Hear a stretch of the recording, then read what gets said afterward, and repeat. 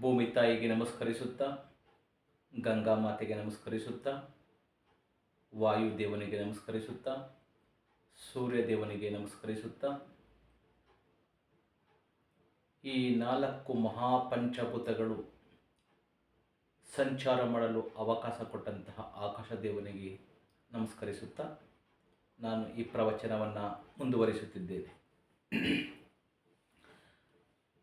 ಪ್ರಿಯ ಬಂಧುಗಳೇ ಮತ್ತು ವೀಕ್ಷಕರೇ, ನಾನು ನಿಮ್ಮ ಟ್ರೆಡಿಷನಲ್ ಆಯುರ್ವೇದ, ಅಷ್ಟಾಂಗ ಯೋಗ, ಅಕ್ಯುಪಂಚರ್, ಅಕ್ಯುಪ್ರೆಷರ್, ಪಂಚಕರ್ಮ, ಫಿಸಿಯೋಥೆರಪಿಸ್ಟ್, ವೈದ್ಯ ಡಾಕ್ಟರ್ ಕೆ.ವಿ. ಮಹಾದೇವ್.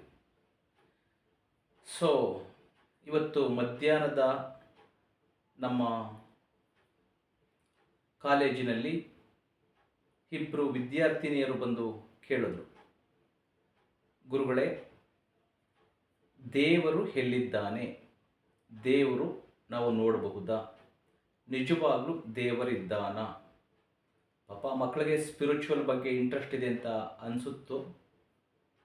ಸೊ ತುಂಬ ಜನ ಹೆಣ್ಮಕ್ಳು ಇವಾಗಲೂ ಇದ್ದಾರೆ, ಹೆಣ್ಣುಮಕ್ಕಳು ಮತ್ತು ಕೇಳಿದ್ರು, ಇಬ್ಬರು ಹೆಣ್ಣುಮಕ್ಕಳು. ಸೊ ಅವ್ರಿಗೆ ದೇವರಲ್ಲಿ ಏನೋ ಒಂದು ಥರದ ಭಕ್ತಿ. ಸೊ ಇವ್ರಿಗೋಸ್ಕರ ಮತ್ತು ಸಮಸ್ತ ಜನರ ಜ್ಞಾನಾರ್ಜನೆಗೋಸ್ಕರ ನಾನು ಈ ವಿಚಾರವನ್ನು ತಮ್ಮ ಮುಂದೆ ಪ್ರಸ್ತಾಪ ಮಾಡುತ್ತಿದ್ದೇನೆ. ನಾನು ಹೇಳುವುದೆಲ್ಲ ಸತ್ಯ, ಹಾಗಾಗಿ ಸತ್ಯವನ್ನು ನಂಬಿ ಅಸತ್ಯವನ್ನು ನಂಬಬಾರದು. ದೇವರು ಪ್ರತಿಮೆ ಅಲ್ಲ. ಗುಡಿ, ಗೋಪುರ, ಮಸೀದಿ, ಚರ್ಚು, ಗುರುದ್ವಾರಗಳಲ್ಲಿ, ನಮ್ಮ ಮನೆಗಳಲ್ಲಿರುವಂತಹ ಫೋಟೋಗಳಲ್ಲಿ, ವಿಗ್ರಹಗಳಲ್ಲಿ ಯಾವುದೇ ರೂಪ ಅಲಂಕಾರದಲ್ಲಿ ಇರುವಂತಹದ್ದು ಅಲ್ಲ. ಇಡೀ ನಮ್ಮ ಕರ್ನಾಟಕದ ತುಂಬ ಏನು ನಾವು ದೇವಸ್ಥಾನಗಳನ್ನು ನೋಡ್ತೀವೋ, ಹೆಸರುವಾಸಿಯಾದಂತಹ ದೇವಸ್ಥಾನಗಳಿಂದ, ಸಣ್ಣ ಪುಟ್ಟ ದೇವಸ್ಥಾನಗಳಿಂದ, ಗಲ್ಲಿಗೂ, ರಸ್ತೆಗೂ, ಊರಿಗೂ ಇರುವಂತಹ ದೇವಸ್ಥಾನಗಳಿದೆಯಲ್ಲ, ಈ ದೇವಸ್ಥಾನದಲ್ಲಿ ಇರುವಂತಹ ಪ್ರತಿಮೆಗಳಲ್ಲಿ ಇರುವಂತಹದ್ದು ದೇವರಲ್ಲ. ಹಾಗಿದ್ರೆ ನೆಕ್ಸ್ಟ್ ಇವಾಗ ನೆಕ್ಸ್ಟು ಮಂತ್, ಮುಂದಿನ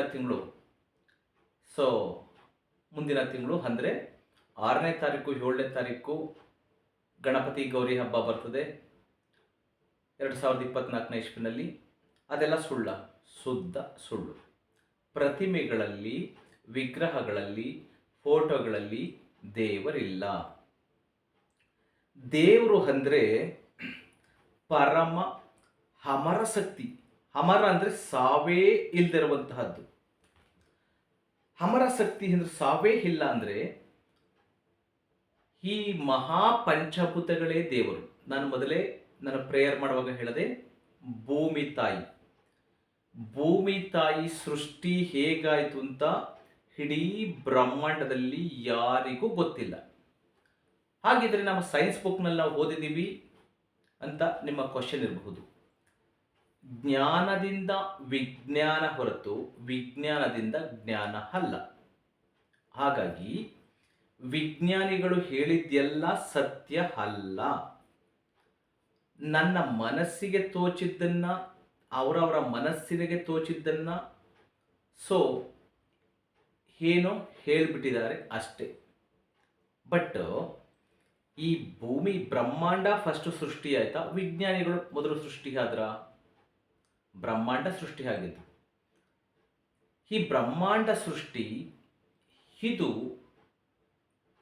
ಯಾರಿಗೂ ಕೂಡ, ಯಾವ ಮಹಾನ್ ವಿಜ್ಞಾನಿ ಅಂತ ಹೇಳ್ಕೊತಾರೋ ಅಜ್ಞಾನಿಗಳು, ಇವ್ರು ಯಾರಿಗೂ ಕೂಡ ಗೊತ್ತಿಲ್ಲ.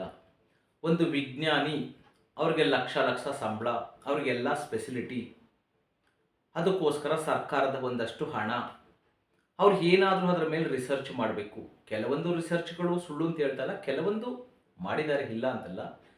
ಕೆಲವೊಂದು ತರ್ಕಕ್ಕೆ ಸಿಕ್ಕದೇ ಇರುವಂತಹದ್ದು, ತರ್ಕಕ್ಕೆ ನಿಲುಕುವಂಥದ್ದೇ ಇದ್ದಂತಹದ್ದನ್ನು ಅವ್ರಿಗೂ ಅದರದ್ದು ಮೂಲ ಏನು ಅಂತ ಗೊತ್ತಾಗದೇ ಇದ್ದಾಗ ಏನೋ ಒಂದು ಸ್ಟೇಟ್ಮೆಂಟ್ ಕೊಡಬೇಕಲ್ಲ, ಕೊಟ್ಟಿರ್ತಾರೆ. ಇದು ಸತ್ಯ. ಹಾಗಾಗಿ ಈ ಅಂದರೆ ದೇವರು ಯಾರು ಅಂತ ಕೇಳ್ತಾ ಇದ್ರಲ್ಲ ಹೆಣ್ಣು ಮಕ್ಕಳೇ, ಹೇಳ್ತಿದ್ದೀನಿ ಕೇಳಿಸ್ಕೊಳ್ಳಿ. ನಮ್ಮ ಕಾಲೇಜ್ ಸ್ಟೂಡೆಂಟ್ಸ್ಗೆ, ದೇವರು ಅಂದರೆ ಹುಟ್ಟು ಸಾವು ಇಲ್ಲದೆ ಇರುವಂತಹದ್ದು. Point number 1. ಯಾರ್ಯಾರು ಹುಟ್ಟು ಸಾವಿಲ್ಲ? ಈ ಬ್ರಹ್ಮಾಂಡದ ಎಲ್ಲರಿಗೂ ಹುಟ್ಟು ಸಾವಿದೆ. ಕಬ್ಬಿಣದಿಂದ ಹಿಡಿದು, ಕಬ್ಬಿಣ ಇರಬಹುದು, ಅಥವಾ ನಿಮಗೆ ಬೆಳ್ಳಿ ಇರಬಹುದು, ಚಿನ್ನ ಇರಬಹುದು, ವಜ್ರ ಇರಬಹುದು, ಹವಳ ಇರಬಹುದು, ಮರ ಇರಬಹುದು, ಬೆಟ್ಟಗಳಿರಬಹುದು, ಕಲ್ಲುಗಳಿರಬಹುದು, ಮಣ್ಣಿರಬಹುದು, ಮನುಷ್ಯನಿರಬಹುದು, ಪ್ರಾಣಿ ಪಕ್ಷಿ, ಪ್ರತಿಯೊಂದಕ್ಕೂ, ಸಸ್ಯ ಮರ ಗಿಡ, ಪ್ರತಿಯೊಂದಕ್ಕೂ ಹುಟ್ಟು ಸಾವು ಎರಡು ಇದೆ. ಅಂದರೆ ಅದನ್ನು ನಾಶ ಮಾಡಬಹುದು. ಇವಾಗ ಒಂದು ಬೆಟ್ಟ ಇದೆ, ಬೆಟ್ಟನ ನಾಶ ಮಾಡಬಹುದು, ಬೆಟ್ಟನ ನಾಶ ಮಾಡಬಹುದೇ ಹೊರತು ಇಡೀ ಭೂಮಂಡಲ ಏನಿದೆ, ಈ ಭೂಮಿ ತಾಯಿನ ಯಾರ ಕೈಲೂ ನಾಶ ಮಾಡೋದಕ್ಕಾಗೋದಿಲ್ಲ. ಆಮೇಲೆ ಇದರ ಸೃಷ್ಟಿಯನ್ನ ತಿಳಿದಕ್ಕೆ ಆಗದೇ ಇರುವಂತಹದ್ದು ದೇವರು. ಯಾವುದು? ಭೂಮಿ ತಾಯಿ ಹೇಗೆ ಸೃಷ್ಟಿ ಆಯಿತು? ನಾನು ಹಾಗೆ ಹೇಳಿದಂಗೆ ನಿಮ್ಮ ವಿಜ್ಞಾನ, ನಿಮ್ಮ ಸೈನ್ಸು ಏನೋ ಮನಸ್ಸಿಗೆ ಬಂದಂಗೆ ಹೇಳಿದ್ದಾರೆ ಹೊರತು ಅದು ಸತ್ಯ ಅಲ್ಲ. ಅಥವಾ ನಮ್ಮ ಪುರಾಣ ವೇದಗಳು ಏನೇನಿದೆ ಅದು ಕೂಡ ಸತ್ಯ ಅಲ್ಲ. ನನ್ನಂಥವ್ರು ಯಾರೋ ಕುಂತ್ಕೊಂಡು ಪೊಯೆಟರ್ಗಳು ಅಥವಾ ಜ್ಞಾನಿಗಳು ಅಥವಾ ಅಜ್ಞಾನಿಗಳು ಏನೋ ಕುಂತ್ಕೊಂಡು ಬರೆದಿರ್ತಾರೆ ಅವರ ಮನಸ್ಸಿಗೆ ತೋಚಿದ್ದನ್ನು. ಸೊ ಹಾಗಾಗಿ ಅದು ಕೂಡ ಸತ್ಯ ಅಲ್ಲ. ನಾವು ಏನು ಪ್ರೆಸೆಂಟು ನಾವು ಜ್ಞಾನ ಉಪಯೋಗಿಸ್ತೀವೋ, ನಾವು ಪ್ರೆಸೆಂಟ್ ಏನು ನೋಡ್ತಿದ್ದೀವೋ ಅದೇ ಸತ್ಯ. ದೇವರು ಅಂದರೆ ಯಾರು? ಪಾಯಿಂಟ್ ಬಂದ್ಬಿಡ್ತೀನಿ. ಯಾವುದಕ್ಕೆ ಮೂಲ ಅಂದರೆ ತಂದೆ ತಾಯಿ ಇಲ್ವೋ ಇದು ದೇವರು. ಯಾರಿಗೆ ಯಾವ ವಸ್ತುವಿಗೆ ಹುಟ್ಟು ಸಾವು ಎರಡು ಇಲ್ವೋ ಅದು ದೇವರು. ಯಾರು ಆ ವಸ್ತುವನ್ನು ನಾಶ ಮಾಡೋಕ್ಕಾಗೋದಿಲ್ವೋ ಅದು ದೇವರು. ನೀವು ದೇವಸ್ಥಾನ, ಗುಡಿ, ಗೋಪುರ, ಮಸೀದಿ, ಚರ್ಚು, ಗುರುದ್ವಾರ ಇದನ್ನು ನಾಶನೂ ಮಾಡ್ಬೋದು, ನೀವು ಸೃಷ್ಟಿನೂ ಮಾಡ್ಬೋದು. ಯಾರಿಗೆ ಆ ವಸ್ತುವನ್ನು ಸೃಷ್ಟಿ ಮಾಡೋಕ್ಕಾಗೋದಿಲ್ವೋ, ಯಾರಿಗೆ ಆ ವಸ್ತುಗಳನ್ನು ನಾಶ ಮಾಡೋಕ್ಕಾಗೋದಿಲ್ವೋ ಇದೇ ದೇವರು. ಸೊ ಹುಟ್ಟು ಇಲ್ಲ, ಸಾವು ಇಲ್ಲ, ಅದರ ಮೂಲನೂ ಕೂಡ ಅಪ್ಪ ಇಲ್ಲ, ಅಮ್ಮ ಇಲ್ಲ, ಅದರ ಹಾದಿನೂ ಗೊತ್ತಿಲ್ಲ, ಅಂತ್ಯನೂ ಗೊತ್ತಿಲ್ಲ. ಅದ್ರ ಯಾವಾಗ ನಾಶ ಆಗ್ತದೆ ಅಂತ ಯಾರಿಗೂ ಗೊತ್ತಿಲ್ಲ, ಯಾವಾಗ ಹುಟ್ಟುತ್ತನೂ ಯಾರಿಗೂ ಗೊತ್ತಿಲ್ಲ. ಯಾರು ಕೂಡ ಅದನ್ನು ಸರ್ವನಾಶ ಮಾಡೋದಕ್ಕಾಗೋದಿಲ್ಲ. ಯಾವುದಕ್ಕೆ ಹಸಿವು, ನೀರಾಡಿಕೆ, ನಿದ್ರೆ, ಮೈಥುನ ಬೇಕಿಲ್ವೋ ಅದು ದೇವರು. ನಾವು ಅದನ್ನು ದೇವರು ಅಂತ ಬೇಕಾದರೂ ಕರಿಬಹುದು, ಮಹಾಪಂಚಭೂತ ಅಂತ ಬೇಕಾದ್ರೂ ಕರಿಬಹುದು, ಪರಮಾತ್ಮ ಅಂತ ಬೇಕಾದ್ರೂ ಕರ್ಕೊಳ್ಳಿ, ನೀವು ಶಿವ ಅಂತ ಬೇಕಾದ್ರೂ ಕರೀರಿ, ಕೃಷ್ಣ ಅಂತ ಬೇಕಾದ್ರೂ ಕರೀರಿ, ಯೇಸು ಅಂತ ಬೇಕಾದ್ರೂ ಕರೀರಿ, ಅಲ್ಲ ಅಂತಾದ್ರೂ ಬೇಕಾದ್ರೂ ಕರೀರಿ. ಸೊ ಏನು ಬೇಕಾದರೂ ಹೆಸರಿಟ್ಕೊಳ್ಳಿ. ದೇವರು ಅಂದರೆ ಇದು ಸತ್ಯ. ಹಾಗಿದ್ರೆ ಇಂತಹದ್ದು ಈ ಬ್ರಹ್ಮಾಂಡದಲ್ಲಿ ಯಾವುದಿದೆ? ಭೂಮಿ ಯಾವಾಗ ಸೃಷ್ಟಿಯಾಯಿತು ಅಂತ ಯಾರಿಗೂ ಗೊತ್ತಿಲ್ಲ. ಈ ಸೃಷ್ಟಿ, ಈ ಬ್ರಹ್ಮಾಂಡ ಯಾವಾಗ ನಾಶ ಆಗ್ತಿದೆ ಅಂತ ಯಾರಿಗೂ ಗೊತ್ತಿಲ್ಲ. ಈ ಭೂಮಿಯನ್ನು ಯಾರೂ ಸಂಪೂರ್ಣವಾಗಿ ಸರ್ವನಾಶ ಮಾಡೋದಕ್ಕೆ ಯಾರ ಕೈಲೂ ಆಗುವುದಿಲ್ಲ. ಮತ್ತೆ ಮತ್ತೊಂದು ಭೂಮಿಯನ್ನು ಸೃಷ್ಟಿ ಮಾಡೋದಕ್ಕೆ ಯಾರ ಕೈಲೂ ಆಗುವುದಿಲ್ಲ.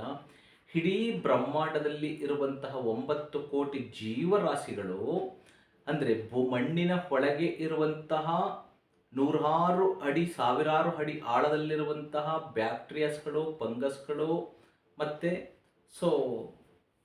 ಶಿಲೀಂಧ್ರಗಳು, ಇಂತಹದ್ರಿಂದ ಹಿಡಿದು ಭೂಮಿ ಮಣ್ಣೊಳಗಡೆ ಇರುವಂತಹ ಮಣ್ಣಿನ ಹುಳಗಳಿಂದ ಹಿಡಿದು ಲಕ್ಷಾಂತರ ವೆರೈಟೀಸ್, ಭೂಮಿಯ ಮೇಲೆ ಇರುವಂತಹ ಕೋಟ್ಯಾಂತರ ಜೀವರಾಶಿಗಳಿಂದ ಹಿಡಿದು ಗಿಡ, ಮರ, ಮನುಷ್ಯನಾದಿಯಾಗಿ ಎಲ್ಲ 9 ಕೋಟಿ ಜೀವರಾಶಿಗಳಿಂದ ಹಿಡಿದು ಈ ಆಕಾಶದಲ್ಲಿ, ಗಾಳಿನಲ್ಲಿ ವಾಸಿಸತಕ್ಕಂತಹ ಬ್ಯಾಕ್ಟೀರಿಯಾಸ್ಗಳು, ಫಂಗಸ್ಗಳು, ವೈರಸ್ಗಳಿಂದ ಹಿಡಿದು ಆಕಾಶದಲ್ಲಿ ಹಾರಾಡುವಂತಹ ಪಕ್ಷಿಗಳಿಂದ ಹಿಡಿದು ಈ ಎಲ್ಲವನ್ನ ನಾಶ ಮಾಡಬಹುದು.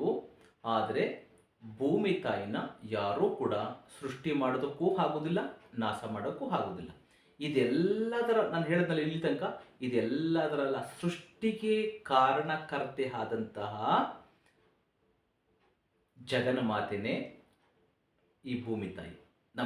ನಿಮ್ಮೆಲ್ಲರ ನಾನು ಹೇಳಿದ್ನಲ್ಲ ಇವಾಗ, ಭೂಮಿಯ ಒಳಭಾಗದಲ್ಲಿ, ಮಣ್ಣಿನ ಒಳಭಾಗದಲ್ಲಿ, ಭೂಮಿಯ ಮೇಲ್ಭಾಗದಲ್ಲಿ, ಆಕಾಶದಲ್ಲಿ ಇದೆಲ್ಲ ಏನು ಸೃಷ್ಟಿ ಆಯಿತೋ ಇಡೀ ಬ್ರಹ್ಮಾಂಡ ಸೃಷ್ಟಿ ಆಗಿದ್ದೇ ಈ ಮಹಾ ಜಗನ್ಮಾತೆ ಭೂಮಿಯ ಒಡಲಿನಿಂದ.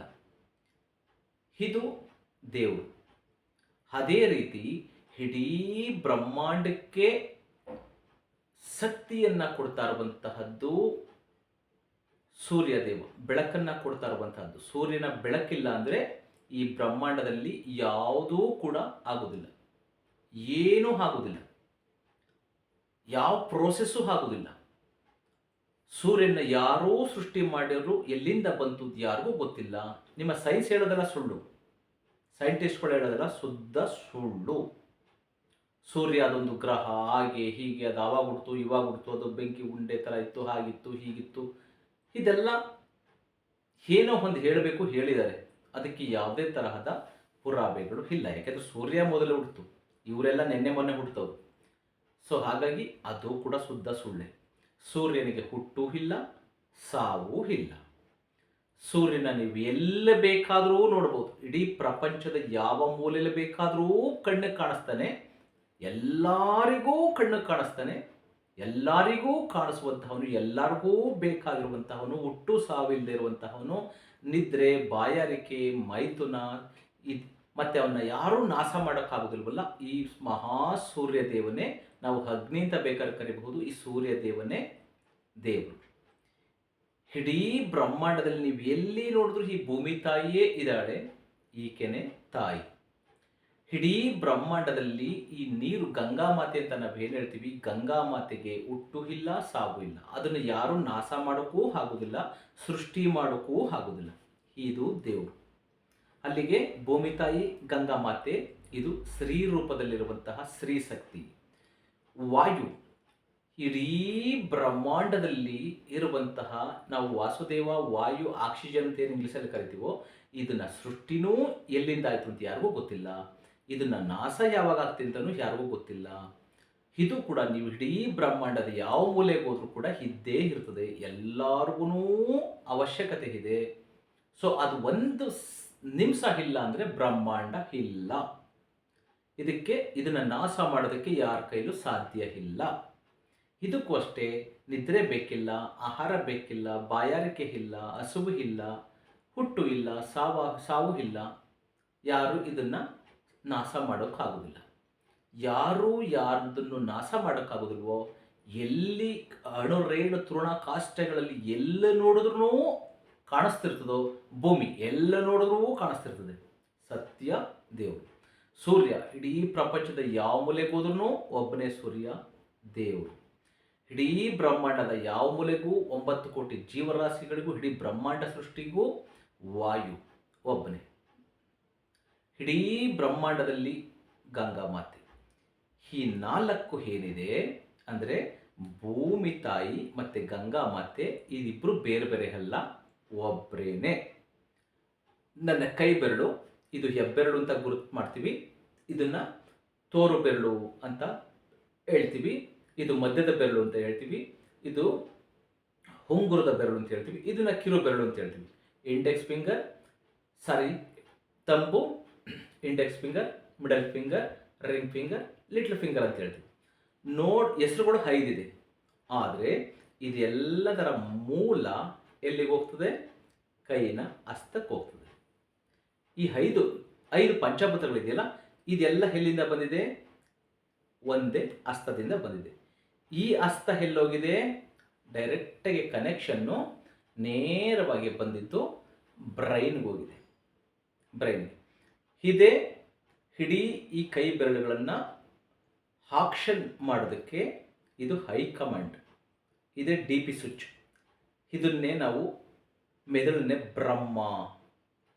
ಇಡೀ ನಮ್ಮ ಈ ಮಹಾಪಂಚಭೂತಗಳನ್ನು ಎಲ್ಲಿ ಕನೆಕ್ಟ್ ಆಗ್ತದೆ? ಒಂದೇ ಜಾಗ ಕನೆಕ್ಟ್ ಆಗ್ತದೆ. ಆದರೆ ಬ್ರೈನ್ ಏನಿದೆ, ಈ ಬ್ರೈನೇ ಸೂಪರ್ ಪವರ್. ಬ್ರೈನ್ ಆರ್ಡರ್ ಇಲ್ಲದೆ ಈ ಮೂಮೆಂಟ್ಗಳು ಆಗೋದಿಲ್ಲ. ಇಲ್ಲಿ ಒಂದು ಬಿಸಿ ತಾಕಿದ್ರೂ ತಕ್ಷಣ ಬ್ರೈನ್ಗೆ ಇನ್ಫಾರ್ಮೇಷನ್ ಹೋಗ್ತದೆ. ಬ್ರೈನ್ ಏನು ಆರ್ಡರ್ ಮಾಡ್ತದೋ, ಕಮೆಂಡ್ ಮಾಡ್ತದೋ, ಈ ಬೆರಳುಗಳು ಹಿಂದೆ ಕೈ ಎಳ್ಕೋಬೇಕಾ ಅಥವಾ ಬೆಂಕಿ ಒಳಗಡೆ ಇಡಬೇಕಾ? ಐಸ್ ಒಳಗಡೆ ಹಾಕಬೇಕಾ ಅಥವಾ ಹಿಂದೆ ಹೇಳಕೋಬೇಕಾ? ಇದು ಕಮಾಂಡ್ ಮಾಡೋದು ಇಲ್ಲಿ ಒಂದೇ, ಬ್ರೈನ್ ಒಂದೇ. ಈ ಕಡೆ ಕೈನಲ್ಲಿ 5 ಬೆರಳು, ಈ ಕಡೆ ಕೈನಲ್ಲಿ 5 ಬೆರಳು, 2 ಕಣ್ಣು, ಕಿವಿ, 2 ಮೂಗು, ಮೂಗಿನ 2 ಹೊಳ್ಳೆಗಳು, ಒಂದೇ ಮೂಗು 2 ಮೂಗಿನ ಹೊಳ್ಳೆಗಳು, ಬಾಯಿ, ಚರ್ಮ. ಸೊ ಮತ್ತು ನಿಮಗೆ ಅನ್ನನಾಳ, ಮತ್ತು ಅಂದರೆ ವಿಂಡ್ಸ್ ಪೈಪು, ಹಾಗೆ ನಿಮಗೆ food pipe, thyroid gland, lungs, heart, so ನಿಮಗೆ ribs, chest, shoulder, elbow, wrist joint, fingers, so 72,000 nervous systems, 384 muscle systems, skin systems, ಸೆಲ್ಗಳು. ಸೊ ಹಾಗೆ ನಿಮಗೆ 207 ಬೋನ್ಸ್ ಜಾಯಿಂಟ್ಸ್ಗಳು, kidney, liver, pancreas, adrenal gland, so ಮತ್ತು ಹೀಗೆ ಇಡೀ ದೇಹದ ಅಂಗಗಳ ಸೃಷ್ಟಿ ಏನಿದೆ ಇದೆಲ್ಲದನ್ನು ಕಮಾಂಡ್ ಮಾಡುವಂತಹದ್ದು ಬ್ರೈನ್. Super power, super. ಹೆಸರುಗಳು ಬೇರೆ ಬೇರೆ, ಪ್ಲೇಸ್ ಬೇರೆ ಬೇರೆ, ಆದರೆ ಇದೆಲ್ಲದರ ಕನೆಕ್ಷನ್ ಹೇಗೆ ಇಲ್ಲಿ ಬ್ರಹ್ಮಾಂಡಕ್ಕೆ ಹೋಗ್ತದೆ, ಇದು ಒಂದೇ ಹೇಗೋ ಇಡೀ ಒಂದು ಬ್ರೈನ್ ಸ್ಟೆಮ್ಮಿಂದ ಇಡೀ ದೇಹ ಹೇಗೆ ರಚನೆ ಆಗಿದೆಯೋ ಹಾಗೆ ದೇವರ ಅನ್ನುವುದು ಒಂದೇ. ಅದರಲ್ಲಿ ಬಲಭಾಗ ಎಡಭಾಗ ಅಂತ ನಾವು ಹೆಂಗೆ ಪಾರ್ಟ್ ಮಾಡ್ತೀವಿ, ಇದು ಬಲಗೈ ಎಡಗೈ ಅಂತ. ಬಲಗೈಯೇ ಬಂದು ಸೊ ಇದು ಸ್ತ್ರೀ ಶಕ್ತಿ, ಎಡಗೈಯೇ ಬಂದು ಪುರುಷ ಶಕ್ತಿ. ಇದನ್ನು ನಾವು ಶಿವಶಕ್ತಿ ಅಂತ ಹೇಳ್ತೀವಿ, ಇದನ್ನು ಪಾರ್ವತಿ ಶಕ್ತಿ ಅಂತ ಹೇಳ್ತೀವಿ.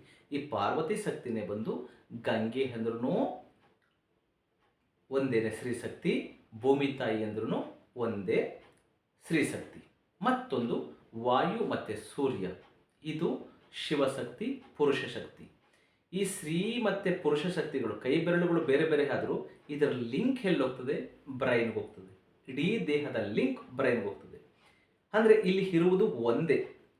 ಅಂದರೆ ನಾವು ಏನು ನಿಮಗೆ ಸೊ ಅರ್ಧನಾರೇಶ್ವರ ಅಂತ ಹೇಳ್ತೀವಿ. ಈ ಅರ್ಧನಾರೇಶ್ವರ ಅಂದರೆ ಒಂದೇ ಶಕ್ತಿ, ಒಂದೇ ಶಕ್ತಿ ಸೃಷ್ಟಿ ಸ್ಥಿತಿ ಲಯಗಳನ್ನು ಮಾಡುವ ಉದ್ದೇಶದಿಂದ ಗಂಗೆ ರೂಪ ಒಂದು ರೂಪ, ಭೂಮಿಯ ರೂಪ ಒಂದು ರೂಪ. ಇದು ಸ್ತ್ರೀ ಶಕ್ತಿ, 2 ಕೆಲಸಗಳು ಸ್ತ್ರೀಗೆ, ಜಗನ್ಮಾತೆಗೆ. ಮತ್ತು ಈ ಪರಮೇಶ್ವರನಿಗೆ 2 ಶಕ್ತಿಗಳು, ಒಂದು ವಾಯು ಮತ್ತು ಒಂದು ಸೂರ್ಯ. ಈ 4 ಮಹಾಪಂಚಭೂತಗಳು ಮೂಮೆಂಟ್, ಚಲನೆ ಆಗಬೇಕಲ್ಲ, ಸೃಷ್ಟಿ ಸ್ಥಿತಿ ಲಯ ಆಗಬೇಕಲ್ಲ, ಇದಕ್ಕೆ ಸಹಕರಿಸ್ತಾ ಇರುವಂತಹ ಈ ಖಾಲಿ ಜಾಗನೇ ಆಕಾಶ. ಈ ಮಹಾಪಂಚಭೂತನೇ ಇಡೀ ಬ್ರಹ್ಮಾಂಡದಲ್ಲಿ ದೇವರು. ಅದನ್ನು ಬಿಟ್ಟು ಸೊ ಮಿಕ್ಕಿದ್ದೆಲ್ಲ ಶುದ್ಧ ಸುಳ್ಳು. ನಾನು ಆಗಲೇ ಹೇಳಿದಾಗೆ ಕೆಲವರು ಈ ನಮ್ಮ ವಿಜ್ಞಾನದ ಬಿಗ್ ಬ್ಯಾಂಗ್ ಸಿದ್ಧಾಂತವನ್ನು ನಂಬ್ತಾರೆ. ಅಂದರೆ ಎಲ್ಲವೂ ರಾಸಾಯನಿಕದಿಂದ ಸ್ಫೋಟದಿಂದ ಹೊರಬಂದಂತಹದ್ದು. ಆದರೆ ಆ ಸ್ಫೋಟಕ್ಕೆ ಕಾರಣ ಯಾರು? 30 ಟ್ರಿಲಿಯನ್ ಕೋಶಗಳನ್ನು ಹೊಂದಿರುವಂತಹ ಬುದ್ಧಿವಂತ ಜೀವಿ ಅನಿಸ್ಕೊಂಡಿರುವಂತಹ, ಇನ್ನೊಂದ್ಸರಿ ಮಾಡಿ ಇಟ್ಕೊಳ್ಳಿ, 30 ಟ್ರಿಲಿಯನ್ ಕೋಶಗಳನ್ನು ಹೊಂದಿರುವಂತಹ ಬುದ್ಧಿವಂತ ಮೆದುಳು, ಇದನ್ನು ಹೊಂದಿರುವಂತಹ ಈ ಮಾನವನಂತಹ ವಿಶಿಷ್ಟ ಜೀವಿ ಹೇಗೆ ಅಸ್ತಿತ್ವಕ್ಕೆ ಬಂತು? ಮಹಾಪಂಚಭೂತಗಳಿಂದನೇ ಬಂತು. ಗುಡಿಲಿರೋ ಕಲ್ಲಿಂದನೂ ಅಲ್ಲ, ಇಲ್ಲಿ ಫೋಟೋದಲ್ಲಿ ಹಾಕಿರೋ ಫೋಟೋದಿಂದನೂ ಅಲ್ಲ, ಸೊ ಇನ್ಯಾವುದರಿಂದನೂ ಅಲ್ಲ. ಅದೇ ಥರ ಸೂರ್ಯ, ಚಂದ್ರ, ನಕ್ಷತ್ರ, ಸೊ ಪಕ್ಷಿ, ಪ್ರಾಣಿ, ಜಲಚರ, ಗಿಡ, ಮರ, ಹೂವು, ಕಾಯಿ, ಹಣ್ಣು, ಇಡೀ ಸೃಷ್ಟಿ ಆಗಿರುವಂತಹದ್ದೇ ಈ ಮಹಾಪಂಚಭೂತಗಳಿಂದ. ನೀವು ದೇವಸ್ಥಾನದಲ್ಲಿ ವಿಗ್ರಹ ಇಲ್ಲದೆ ಇದ್ರೂ ದೇವಸ್ಥಾನಗಳು, ಮಸೀದಿಗಳು, ಮಂದಿರಗಳು, ಚರ್ಚ್ಗಳು, ಗುರುದ್ವಾರಗಳು ಇದು ಯಾವುದು ಇಲ್ಲದೆ ಇದ್ರೂ, ಅಥವಾ ಈ ಬಟ್ಟೆನೂ ಇಲ್ಲದೆ ಇದ್ರೂ, ಈ ವಾಚ್ ಇಲ್ಲದೆ ಇದ್ರೂ, ಈ ಸೋಫಾ ಇಲ್ಲದೆ ಇದ್ರೂ, ಇದು ಏನು ಇಲ್ಲದೆ ಇದ್ರೂ ಕೂಡ ನಾವು ಬದುಕಬಹುದು.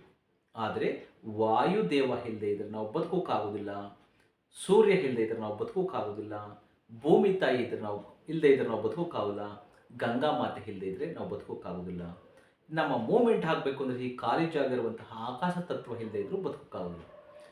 ನಾನು ಹಾಗೆ ಹೇಳಿದಾಗೆ ಯಾವುದಕ್ಕೆ ಅದರ ಸೃಷ್ಟಿನೂ ಗೊತ್ತಿಲ್ಲ, ಅದರ ಆದಿ ಎಲ್ಲಿಂದ ಬಂತು ಅಂತ ಯಾರಿಗೂ ಗೊತ್ತಿಲ್ವೋ, ಅದರ ಅಂತ್ಯ ಯಾವಾಗ ಆಗ್ತದೆ ಅಂತ ಯಾರಿಗೂ ಗೊತ್ತಿಲ್ವೋ, ಆ ವಸ್ತುಗಳನ್ನು ಯಾರು ನಾಶ ಮಾಡೋಕ್ಕೆ ಆಗೋದೇ ಇಲ್ವೋ, ಮತ್ತು ಅದಕ್ಕೆ ಸೊ ಹುಟ್ಟು ಸಾವು ಇಲ್ವೋ, ಅದಕ್ಕೆ ನಿದ್ರೆ, ಬಾಯಾರಿಕೆ, ಮೈಥುನ, ಸೆಕ್ಸ್ ಇದ್ಯಾವುದು ಬೇಕಿಲ್ವೋ, ಮತ್ತು ಪರೋಪಕಾರಕ್ಕಾಗಿ ಅಂದರೆ ತನಗೋಸ್ಕರ ತಾನು ಏನು ಮಾಡ್ಕೊಳ್ಳೋದಿಲ್ವೋ, ಸೊ ಇಡೀ ಬ್ರಹ್ಮಾಂಡದ ಸೃಷ್ಟಿ ಸ್ಥಿತಿ ಲಯಗಳನ್ನು ಸೊ ಅದಕ್ಕೆ ಮಿಲಿಯನು ಟ್ರಿಲಿಯನ್ ಅಂತ ವರ್ಷ ಹೇಳೋಕ್ಕಾಗಲ್ಲ, ಅದು ಯಾಕೆ ಯಾರಿಗೂ ಗೊತ್ತಿಲ್ಲ. ಹಾಗಾಗಿ ಇದನ್ನು ಸತತವಾಗಿ ಅಂತ ಹೇಳ್ಬೋದು. 24 ಅವರ್ಸ್ ಅಂತ ಹೇಳಂಗಿಲ್ಲ, 365 ಅಂತ ಇರುವಂಗಿಲ್ಲ. ಸತತವಾಗಿ ಒಂದು ಕ್ಷಣ ಕೂಡ ಬಿಡದಂಗೆ ತನ್ನ ಕಾರ್ಯವನ್ನು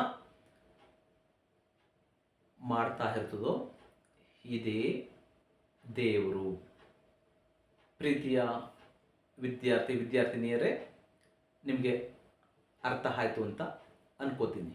ಹಾಗಿದ್ರೆ ಇನ್ನೊಂದು ಕನ್ಫ್ಯೂಸ್ ಇರ್ಬೋದು ನಿಮಗೆ, ಅಂದರೆ ಗಂಗಾ ಮಾತೆ, ಭೂಮಿ ಇವರು ಎರಡು ಅದರಲ್ಲ ಹೆಂಗೆ ಶ್ರೀ ಅಂತ ಇಲ್ಲ, ಎರಡು ಒಂದೇ. ಫಾರ್ ಎಕ್ಸಾಂಪಲ್, ನಾನು ಮಹಾದೇವ್ ಗುರೂಜಿ, ನಾನು ನಿಮ್ಮ ಟೀಚರ್ ಆಗಿದ್ದಾಗ, ನಿಮ್ಮ ಸ್ಕೂಲು ಕಾಲೇಜುಗಳಿಗೆ ಬಂದಾಗ, ನನ್ನ ವಿದ್ಯಾರ್ಥಿಗಳಿಗೆ ನಾನು ಯೋಗ ಹೇಳ್ಕೊಡುವಾಗ ನನಗೊಂದು ಹೆಸರಿಟ್ಟಿದ್ದಾರೆ ಮಹಾದೇವ ಅಂತೇಳಿ. ಮಹಾದೇವ ಇದು ಶಿವನ ಹೆಸರು. ಮಹಾದೇವನ ಬೇರೆ 1008 ರೂಪಗಳಲ್ಲಿ ಒಂದು ಹೆಸರು ಮಹಾದೇವ ಅಂತ ಹೆಸರಿಟ್ಟಿದ್ದಾರೆ. ಅಂದರೆ ನಾನು ಮಹಾದೇವ ಅಂತ ಹೆಸರಿಟ್ಟಿದ್ದಾರೆ, ಅಂದರೆ ನನ್ನನ್ನು ರೆಕಗ್ನೈಸ್ ಮಾಡೋಕ್ಕೆ, ನನ್ನನ್ನು ಗುರುತಿಡೋಕ್ಕೆ ಇಟ್ಟಿದ್ದಾರೆ. ಆದರೆ ನಾನು ಶಾಲಾ ಕಾಲೇಜುಗಳಲ್ಲಿ ನಾನು ಯೋಗ ತರಗತಿಗಳನ್ನು ತಗೊಳ್ಳುವಾಗ ನಾನು ಯೋಗ ಗುರು. ಅದೇ ನಾನು ಪೇಷೆಂಟ್ಗಳನ್ನು ನೋಡುವಾಗ ನಾನು ಒಬ್ಬ ಡಾಕ್ಟರ್. ಅದೇ ನಾನು ಕುಂಡಲಿನಿ ಜ್ಯೋತಿಷ್ಯ ನೋಡುವಾಗ ಒಬ್ಬ ಜ್ಯೋತಿಷಿ. ಅದೇ ನಾನು ಶಿವನ ದೇವಸ್ಥಾನದಲ್ಲಿ ಪೂಜೆ ಮಾಡುವಾಗ ಪೂಜಾರಿ. ಅದೇ ನಾನು ಇನ್ಯಾವುದೋ ಒಂದು ಕೆಲಸ, ಒಂದು ಆರ್ಟಿಸ್ಟ್, ಒಂದು ಚಿತ್ರಕಲೆ ಮಾಡೋದು ನನಗೆ ಗೊತ್ತಿದೆ, ಅದು ಮಾಡುವಾಗ ನಾನೊಬ್ಬ ಆರ್ಟಿಸ್ಟ್. ನನಗೆ ಅಲ್ಪ ಸ್ವಲ್ಪ ಸಂಗೀತ ಜ್ಞಾನ ಇದೆ, ಸಂಗೀತ ಹಾಡುವಾಗ ನಾನೊಬ್ಬ ಸಂಗೀತಗಾರ. ಆ ಕ್ಷೇತ್ರಕ್ಕೆ ಹೋದಾಗ, ಆ ಜಾಗಕ್ಕೆ ಹೋದಾಗ ನನ್ನ ವೇಷಭೂಷಣಗಳು ಬದಲಾಗ್ತದೆ. ಆದರೆ ವ್ಯಕ್ತಿ ಯಾರು? ಒಬ್ಬನೇ. ನಾನು ಆ ಎಲ್ಲ ಕೆಲಸಗಳನ್ನು ಮಾಡಬೇಕು ಅಂದಾಗ ನಾನು ಬೇರೆ ಬೇರೆ ಥರದ ಭೂಷಣಗಳನ್ನು ಧರಿಸಬೇಕಾಗ್ತದೆ. ಹಾಗೆಯೇ ಇಡೀ ದೇಹದ ಎಲ್ಲ ಅಂಗಾಂಗಗಳ ಕನೆಕ್ಷನ್ ಬ್ರೈನ್ಗೆ ಹೇಗೆ ಹೋಗ್ತದೆ? ಬ್ರೈನ್ ಒಂದೇ, ಆದರೆ ಈ ಬ್ರೈನಿಂದ ಎಲ್ಲ ಬೇರೆ ಬೇರೆ. ಇಲ್ಲಿ ಬ್ರೈನ್ ಒಂದೇ, ಬ್ರೈನ್ ಆರ್ಡರ್ ಮಾಡ್ತದೆ. ಬ್ರೈನ್ ಆರ್ಡರ್ ಮಾಡಿದ್ರೆ ಕಣ್ಣೇ ಬೇರೆ, ಬಲಗಣ್ಣೆ ಬೇರೆ, ಎಡಗಣ್ಣೆ ಬೇರೆ, ಬಲಮುಗೆ ಬೇರೆ, ಎಡಮುಗೆ ಬೇರೆ, ಬಾಯಿ ಕೆಲಸನೇ ಬೇರೆ, ಕಣ್ಣಿನ ಕೆಲಸನೇ ಬೇರೆ. ಕಣ್ಣೊಂದು ನೋಡುವಂತಹದ್ದು, ಕಿವಿದು ಕೇಳುವಂತಹದ್ದು, ಮೂಗುದು ಸ್ಮೆಲ್ಲು ನೋಡುವಂತಹದ್ದು, ನಾಲಿಗೆದು ರುಚಿ ಹಿಡಿಯುವಂತಹದ್ದು. ಈ ರೀತಿ ಇದು ಕೆಲಸಗಳು ಬೇರೆ, ಆದರೆ ಎಲ್ಲದೂ ಎಲ್ಲಿ ಕನೆಕ್ಷನ್ ಹೋಗ್ತದೆ? ಬ್ರೈನಲ್ಲೇ. ಹಾಗೆ ಇಲ್ಲಿ ಭೂಮಿನ ಕೆಲಸ ಬೇರೆ, ಆದರೆ ಅದು ಶ್ರೀ. ಗಂಗೆ ಕೆಲಸನೇ ಬೇರೆ, ಆದರೆ ಅದೇ ಶ್ರೀ. ಅದನ್ನು ನಾವು ಸ್ತ್ರೀ ಶಕ್ತಿ, ಪುರುಷ ಅಂತ ಹೇಳ್ತೀವಿ. ಸ್ತ್ರೀ ಶಕ್ತಿ ಅಂದರೆ ಅದು ದೈವಿ ಶಕ್ತಿ, ಸ್ತ್ರೀ ಶಕ್ತಿ. ನಾವು ಪಾರ್ವತಿ ಅಂತ ಬೇಕಾದ್ರೂ ಅನ್ಬೋದು, ಲಕ್ಷ್ಮಿ ಅಂತ ಬೇಕಾದ್ರೂ ಅನ್ಬೋದು, ಯಾವುದೇ ಹೆಸರು ಬೇಕಾದ್ರೂ ಕಡ್ದಿಟ್ಕೊಳ್ಳಿ. ಅದೇ ರೀತಿ ಈ ಶ್ವಾಸಕೋಶದ ಕೆಲಸನೇ ಬೇರೆ, ಹಾರ್ಟ್ ಕೆಲಸನೇ ಬೇರೆ, ಈ ಪ್ಯಾಂಕ್ರಿಯಾಸ್ ಕೆಲಸನೇ ಬೇರೆ, ಲಾರ್ಜ್ ಇಂಟೆಸ್ಟೈನ್ಸು, ಸ್ಮಾಲ್ ಇಂಟೆಸ್ಟೈನ್ಸು, ಯೂಟ್ರಸ್ಸು, ಓವೆರಿ, ಈ ನಮ್ಮ ದೇಹದ ಅಂಗಾಂಗಗಳ ಕೆಲಸಗಳನ್ನೇ ಬೇರೆ ಬೇರೆ. ಇದನ್ನೇ ದೈವ ಸೃಷ್ಟಿ, ಮಹಾಪಂಚಭೂತಗಳಿಂದ ಆಗಿರುವಂತಹ ದೈವ ಸೃಷ್ಟಿ. ಕಿವಿ ಇಲ್ಲೇ ಇರಬೇಕು, ಕಣ್ಣಿಲ್ಲೇ ಇರಬೇಕು, ಬ್ರೈನ್ ಇಲ್ಲೇ ಇರಬೇಕು, ಬಾಯಿ ಇಲ್ಲೇ ಇರಬೇಕು, ಗಂಟಲು ಇಲ್ಲೇ ಇರಬೇಕು, ಶೋಲ್ಡರ್ಗಳು ಇಲ್ಲೇ ಇರಬೇಕು, ಕೈ ಹೀಗೆ ಇರಬೇಕು, ಇದಕ್ಕೆ ಇಷ್ಟೇ ಫಿಂಗರ್ ಇರಬೇಕು, ಆಟನ ಈ ಕಡೆನೇ ಎಡಗಡೆನೇ ಇಡಬೇಕು, ಎಡಗಡೆ ಲಂಗ್ಸು ನಿಮಗೆ ಚಿಕ್ಕದಿರಬೇಕು, ಬಲಗಡೆ ಲಂಗ್ಸು ದೊಡ್ಡದಿರಬೇಕು, ಅದರ ಕೆಳಗಡೆ ನಿಮಗೆ ಜಠರ ಇರಬೇಕು, ಅದರ ಕೆಳಗಡೆ ಅದನ್ನು ಪ್ರೊಟೆಕ್ಟ್ ಮಾಡೋದಕ್ಕೆ ನಿಮಗೆ ಪೆಕ್ಕೆಲ್ಲ ರಿಬ್ಸ್ ಇರಬೇಕು, ಅದರ ಮೇಲೆ ನಿಮ್ಗೆ ಅಲಂಕಾರ ಕೊಡೋದಕ್ಕೆ ಸ್ಕಿನ್ ಇರಬೇಕು. ಹೀಗೆ ಈ ಸೃಷ್ಟಿಯನ್ನು ಮಾಡಿದ್ದು ಯಾರೂ ಅಲ್ಲ, ಈ ಮಹಾಪಂಚಭೂತಗಳು. ಅದು ಹೇಗೆ ಸೃಷ್ಟಿ ಮಾಡ್ತು ಅಂತ ಯಾರಿಗೂ ಗೊತ್ತಿಲ್ಲ. ಹೇಗೆ ಸೃಷ್ಟಿ ಆಯಿತು ಅನ್ನೋದು ಯಾರಿಗೂ ಗೊತ್ತಿಲ್ಲ. ಯಾರಿಗೂ ಏನೂ ಗೊತ್ತಾಗದೆ ಇರುವಂತಹದ್ದೇ ಈ ಸೃಷ್ಟಿನೇ, ಅಂದರೆ ಈ ಪ್ರಕೃತಿನೇ, ಈ ಮಹಾಪಂಚಭೂತಗಳೇ ದೇವರೇ ಹೊರತು ಯಾವುದೋ ಒಂದು ಕಲ್ಲಲ್ಲೋ, ಮಣ್ಣಲ್ಲೋ, ಈ ಪ್ಲಾಸ್ಟಿಕ್ನಲ್ಲೋ, ಈ ಗಾಜಿನಲ್ಲೋ, ಈ ವುಡ್ಡಲ್ಲೋ ಸುಮ್ಮನೆ ಇವರು ಇಮ್ಯಾಜ್ ಮಾಡಿಕೊಂಡು ಒಂದು ಚಿತ್ರವನ್ನು ಮಾಡಿಕೊಂಡು ಇದು ತಿರುಪತಿ, ಇದು ಧರ್ಮಸ್ಥಳ, ಇದು ಹೊರನಾಡು, ಇಲ್ಲಿ ಹಾವಿದೆ, ಇಲ್ಲಿ ಅದಿದೆ, ಇದಿದೆ, ಇಲ್ಲಿ ಪವಾಡಗಳು ನಡೀತದೆ, ದೇವ್ರ ಕಣ್ಣು ಕಾಣಿಸ್ಕೊತಾನೆ, ನಿಮ್ಮ ಕಷ್ಟಗಳನ್ನು ತೀರಿಸ್ತಾನೆ, ಇಲ್ಲಿ ಹೋಮ ಮಾಡಿ, ಇಲ್ಲಿ ಪೂಜೆ ಮಾಡಿ, ಇಲ್ಲಿ ಹವನ ಮಾಡಿ, ಮನೆಗಳಲ್ಲಿ ನೀವು ಗಣಪತಿ ಮೂರ್ತಿ ಇಟ್ಕೊಂಡು ಪೂಜೆ ಮಾಡಿ, ಗೌರಿ ಇಟ್ಕೊಂಡು ಪೂಜೆ ಮಾಡಿ, ದೇವರಿಗೆ ಆಕಾರನೇ ಇಲ್ಲ. ಈ ಮಹಾಪಂಚಭೂತಗಳಿಗೆ ಯಾವ ಥರ ಆಕಾರ ನೋಡಿದ್ದೀರಾ? ಭೂಮಿಗೆ ಏನಾದರೂ ಒಂದು ಆಕಾರ ಇದೆಯಾ? ನೀವು ಹೇಳ್ಬೋದು ಸೈನ್ಸು ದುಂಡಾಕಾರವಾಗಿದೆ, ಕಿತ್ತಳೆ ಗೋಲಾಕಾರವಾಗಿದೆ. ಇಲ್ಲ, ಅದು ಸುಳ್ಳೇನೆ. ಆಯ್ತಾ? ಸೊ ಮತ್ತೆ ನೀರಿಗೇನಾದರೂ ಆಕಾರ ಇದೆಯಾ? ಗಾಳಿಗೇನಾದರೂ ಆಕಾರ ಇದೆಯಾ? ವಾಯುಗೆ, ಸೂರ್ಯನಿಗೆ ಆಕಾರ ನಿಮಗೆ ನೋಡೋದಕ್ಕೆ ಈ ಥರ ಕಾಣಿಸ್ತದೆ, ಒಂದು ಆಕಾರವಾಗಿ. ಆಯ್ತಾ? ಒಂದು ಆಕಾರವಾಗಿ ಕಾಣಿಸ್ತದೆ. ಆದರೆ ಅದರ ನಿಗೂಢತೆನ ನೀವು ನೋಡ್ತಾ ಹೋದರೆ ಅದಕ್ಕೂ ಕೂಡ ಒಂದು ಆಕಾರ ಇಲ್ಲ. ನಮಗೆ ನೋಡಿದಾಗ ಸೂರ್ಯ ದುಂಡಾಕಾರವಾಗಿ ರೌಂಡಾಗಿ ಕಾಣಿಸ್ತದೆ. ಅದನ್ನು ತುಂಬ ನಾವು ಇನ್ಡೆಪ್ತಾಗಿ ಹೋದಾಗ, ಹತ್ತತ್ರಕ್ಕೆ ಹೋದಾಗ ಅದನ್ನು ನಾವು ಹೋಗೋದಕ್ಕಾಗೋದೇ ಇಲ್ಲ. ಆಯಿತಾ? ಹಾಗಾಗಿ ಇವಾಗ ನಾವು ಒಂದು ಬೆಟ್ಟದ ಮೇಲಿಂದ ಒಂದು ಯಾವುದೋ ವಸ್ತು ನೋಡ್ತೀವಿ, ತುಂಬ ದೂರದ ಬೆಟ್ಟನ. ಬೆಟ್ಟ ಹೇಗೆ ಕಾಣಿಸ್ತದೆ? ನುಣ್ಣು ಕಾಣಿಸ್ತಿರ್ತದೆ ದೂರದಿಂದ ನೋಡಿದಾಗ. ನಾವು ಹತ್ರಕ್ಕೆ ಹೋದ್ರೆ ತಾನೇ ಅಲ್ಲಿ ಏನಿದೆ ಅಂತ ಗೊತ್ತಾಗೋದು. ಹಾಗೆ ಸೂರ್ಯನ ಹತ್ರಕ್ಕೆ ಯಾರೂ ಹೋಗೋಕ್ಕಾಗಿಲ್ಲ. ಹಾಗಾಗಿ ಅದರ ಆಕಾರನೂ ಕೂಡ ಸ್ಪಷ್ಟವಾಗಿ ಯಾರಿಗೂ ಗೊತ್ತಿಲ್ಲ. ಹೀಗೆ ಆಕಾರಗಳು ಇಲ್ಲದೆ ಇರುವಂತಹದ್ದೇ ದೇವರು. ಸೊ ಅಣು ರೇಣು ತೃಣ ಕಾಷ್ಟಗಳಲ್ಲಿ ಇಡೀ ಬ್ರಹ್ಮಾಂಡದಲ್ಲಿ ಎಲ್ಲಿ ಹೋದರೂ ಕಾಣಿಸೋದೇ ದೇವರು. ನಿಮಗೆ ದೇವಸ್ಥಾನ, ಮಸೀದಿ, ಮಂದಿರಗಳಲ್ಲಿ ದೇವಸ್ಥಾನದ ಒಳಗಡೆ ಹೋದರೆ ಮಾತ್ರ ಅದು ವಿಗ್ರಹ ಕಾಣಿಸ್ತದೆ. ಅದಕ್ಕೆ ಭಾವನೆಗಳು ಇರುವುದಿಲ್ಲ, ಅದಕ್ಕೆ ಜೀವನೂ ಇರುವುದಿಲ್ಲ. ಸೊ ಇದು ಕೇವಲ ಮನುಷ್ಯನ ಕೈವಾಡ. ಮನುಷ್ಯ ತನ್ನ ಈ ಕೆಟ್ಟ ದುರ್ಗುಣ ದುರಭ್ಯಾಸಗಳಿಂದ ಸುಲಭವಾಗಿ ಹಣ ಸಂಪಾದನೆ ಮಾಡುವ ಉದ್ದೇಶದಿಂದ ಈ ದೇವರ ಹೆಸರುಗಳು ಹೇಳ್ಕೊಂಡು ಅದಕ್ಕೊಂದು ರೂಪ ಕೊಟ್ಟು ಅದಕ್ಕೆ ಪೂಜೆ ಪುನಸ್ಕಾರ ಹೋಮ ಅಂದ್ಕೊಂಡು ಅನಾವಶ್ಯಕವಾಗಿ ಟೈಮನ್ನು ವೇಸ್ಟ್ ಮಾಡಿಕೊಂಡು ಜನರನ್ನ ದಾರಿ ತಪ್ಪಿಸಿ ಇದರಿಂದ ಹಣ ಮಾಡುವಂತಹ ದಂಧೆ ಮಾಡಿಕೊಂಡು ಜನರಿಗೆ ಮೋಸ ಮಾಡುವಂತಹ ಪರಿ ಇದು. ಸೊ ಪ್ರಿಯ ವಿದ್ಯಾರ್ಥಿಗಳೇ, ಮತ್ತು ಪ್ರತಿಯೊಬ್ಬರಿಗೂ ಹೇಳ್ತಾ ಇದ್ದೀನಿ, ನಾನು ಹೇಳೋದೇ ಸತ್ಯ. ಯಾರು ಬೇಕಾದರೂ ನಮ್ಮನ್ನು ಕಾಂಟ್ಯಾಕ್ಟ್ ಮಾಡಬಹುದು. ಸೊ ಜೊತೆಗೆ ನಿಮಗೆ ಆರೋಗ್ಯದ ಯಾವುದೇ ಸಮಸ್ಯೆಗಳಿರಲಿ, B P, sugar, thyroid, cholesterol, Parkinson's, varicose veins, lumbar spondylitis, cervical spondylitis, kidney stone, fatty liver.